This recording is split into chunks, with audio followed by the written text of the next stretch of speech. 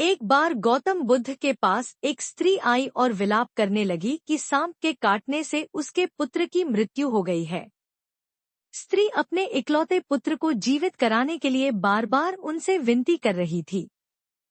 बुद्धदेव ने उससे प्रश्न किया, क्या तुम नहीं जानती कि इस संसार में जो भी जन्म लेता है उसका एक दिन अंत होना निश्चित है?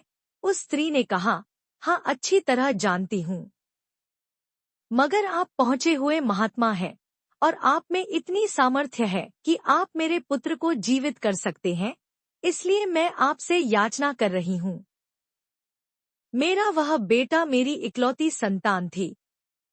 मैं आपसे उसके जीवन की आस लेकर आपके पास आई, मगर आप तो मुझे उपदेश दे रहे हैं।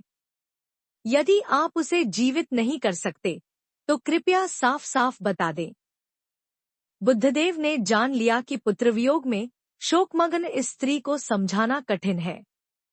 उन्होंने कहा, ठीक है, मैं तेरे पुत्र के लिए प्रभु से प्रार्थना करता हूँ, मगर तू इसके लिए किसी घर से राई लेकर आ, लेकिन इस बात का ध्यान रखना कि जिस घर से तू राई लेकर आए उस घर में कभी किसी की मृत्यु नहीं हुई हो।